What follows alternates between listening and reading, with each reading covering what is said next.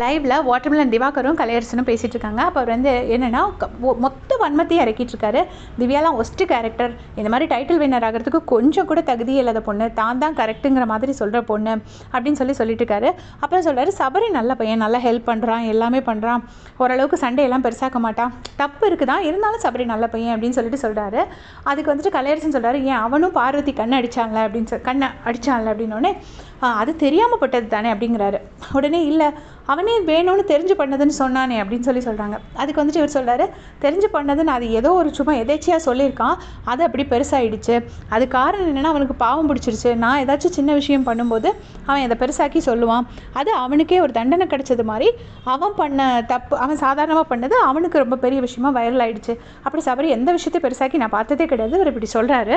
அப்புறமா திவ்யாலாம் வெறும் PR work தான், வேறு ஒன்றுமே கிடையாது, இது பண்ணுறதெல்லாம் பெருசாக்கி காட்டுறதுக்கு நிறைய ஆளுங்க இருக்காங்க அப்படின்னு சொல்கிறாரு. சொன்ன உடனே அதுக்கு கலையரசன் சொல்கிறாரு, பிஆர் தான், பட் ஒரு கம்ப்ளீட்டாக டிசர்விங் இல்லைன்னு நம்ம சொல்ல முடியாது, எல்லாம் கொஞ்சம் டிசர்விங் தான் அப்படின்னு சொல்லிட்டு கலையரசன் அதுக்கு பதில் சொல்கிறாரு. இருந்தாலும் திவ்யாலாம் டைட்டில் வின்னராக வரவே கூடாது, அண்ணாவை எல்லாரும் டார்கெட் பண்ணாங்க, இப்போ என்னடானா நான் தான் டைட்டில் வின்னர் மாதிரி இது என்ன டார்கெட் பண்ணிட்டு இருக்கு, இங்கே எல்லாருமே உடனே பிரவீன் அவன் எல்லாரும் சேர்ந்துக்கிட்டான். நேற்று நைட் அந்த பிரச்சனை வந்தோடனே என் கூட வந்து நல்லா பிடிச்சி தான் பழகிச்சு, நல்ல அன்பாக தான் பழகிட்டு இருந்துச்சு, அதுக்கும் என்ன பிடிச்சது, எனக்கும் அதை பிடிச்சதுன்னு இதை என்னால் சத்தியமாக கேட்க கூட முடியல. அவர் இப்படி சொல்கிறாரு, எனக்கும் அதை பிடிச்சது, அதுக்கும் என்ன பிடிச்சது, ஆனால் வந்து கடைசி பார்த்தா இப்போ திடீர்னு அதுக்கு அந்த பெட்டை எடுத்து போட்டு அந்த சண்டை வந்தோடனே நான் தான் உனக்கு சப்போர்ட் பண்ணேன் ஒயின்னு சத்தம் போட்டுட்டு இப்போ ஏதோ பெரிய இது மாதிரி பேசுது. கொஞ்சம் கூட ஒரு தகுதி இல்லாத ஒரு பொண்ணு யார் அப்படின்னு கேட்டிங்கன்னா திவாகர் தான், திவ்யா தான் அப்படின்னு சொல்கிறாரு. இவர் தான் போன வாரம் வினோத் அண்ணாவை போட்டு அந்த மாதிரி டார்ச்சர் பண்ணார். அப்போ இப்படி தான் வினோத்துக்கு ஓட்டு போடாதீங்க, திவ்யா சபரிக்கு ஓட்டு போடுங்கன்னு சொல்லிட்டு இருந்தாரு. அஃப்கோர்ஸ் அப்போ ஃபஸ்ட்டு சபரி தான் சொன்னார், பட் செகண்ட் சாய்ஸாக திவ்யாவை சொல்லிட்டு இருந்தார். இப்போ வந்து திவ்யாவுக்கு சுத்தமாக தகுதியே கிடையாதுங்கிறாரு.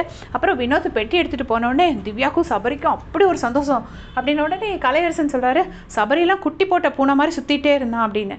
அப்படியெல்லாம் அவங்க சந்தோஷமே படலை, திவ்யாலாம் அழுதாங்க. மற்றவங்க வந்து இது பண்ணும்போது கூட இப்படி ஒருத்தர் கஷ்டப்பட்டு எடுத்திருக்காரு, அவரை ரொம்ப கில்ட்டாக ஃபீல் பண்ண வைக்காதீங்க, அப்புறம் ரொம்ப அப்செட் ஆகிடுவார் அப்படின்னு சொல்லி தான் சொன்னாங்க. ஆனால் இவங்க வந்துட்டு அவங்க 2 பேருக்கு அப்படி ஒரு சந்தோஷம் அப்படின்னு சொல்கிறாங்க. 2 பேரும் 100% சந்தோஷப்படல. சப்போஸ் சந்தோஷப்பட்டாலுமே அது ஹியூமன் நேச்சர் தான், நம்மளோட ஒரு காம்படிட்டர் போனாங்கன்னு அதை வந்து இவர் சொல்லிட்டு இருக்காரு. யார், திவாகரும் கலையரசனும் பேசுகிறாங்க.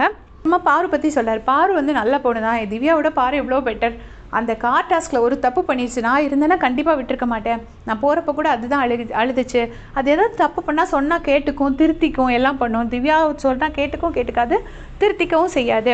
அந்த மாதிரி திவ்யாவை கம்பேர் பண்ணும்போது சபரி நான் எவ்வளோ டைம்ஸ் பெட்டர் தான் அப்படின்னு சொல்கிறாரு. லாஸ்ட் வீக் ஃபுல்லாக டார்கெட் பண்ணி வினோதனாவை அனுப்பிச்சு டார்ச்சர் பண்ணார். இப்போ வந்துட்டு உட்காந்து திவ்யாவை டார்கெட் பண்ணிகிட்ருக்காரு. அவர் சபரி நல்ல பையன், ஓட்டு கேட்குறது எல்லாமே கரெக்டு, ஆனால் அதுக்காக வந்துட்டு திவ்யாவை வந்து என் கூட பிடிச்சி பழகுச்சு அப்படின்னு சொல்லி ஒரு மாதிரி கேரக்டர் அசாசினேட் பண்ணுற மாதிரி பேசுகிறாரு. இவ்வளோ பவுண்ட்ரி செட் பண்ணுற திவ்யாவையே இவர் இவ்வளோ தூரம் சொல்கிறாருன்னா கொஞ்சம் நெஞ்சமாக பேசினானா இவர் என்ன வேணால் சொல்லுவார் போல இருக்குது. மக்கள் கொஞ்சம் பார்த்து தான் முடிவெடுக்கணும், மக்கள் அதுக்கு தெரியணும் அப்படின்னோடனே கலையரசன் சொல்கிறாரு, ஆமாம் மக்களுக்கு அது புரியுமா என்னன்னு தெரியாதுல்ல, நம்ம அதை சொல்ல முடியாதுல்ல அப்படின்னு சொல்லிட்டு கலையரசன் சொல்கிறாரு. ஸோ கலையரசன் மனசில் என்ன இருக்குது, யார் வின் பண்ணணும்னு நினைக்கிறாருங்கிறது என்னால் கண்டுபிடிக்க முடியல. பட் இவர் வந்து எப்படியாச்சும் திவ்யா வந்துடக்கூடாதுங்கிறதுக்கு ரொம்ப கரெக்டாக சொல்லிகிட்டே இருக்காரு. ஸோ சபரிக்கு கேன்வாஸ் பண்ணிட்டு இருக்காரு. இதை பற்றி உங்களுடைய கமெண்ட்ஸை சொல்லுங்கள். தேங்க்ஸ் ஃபார் வாட்சிங்.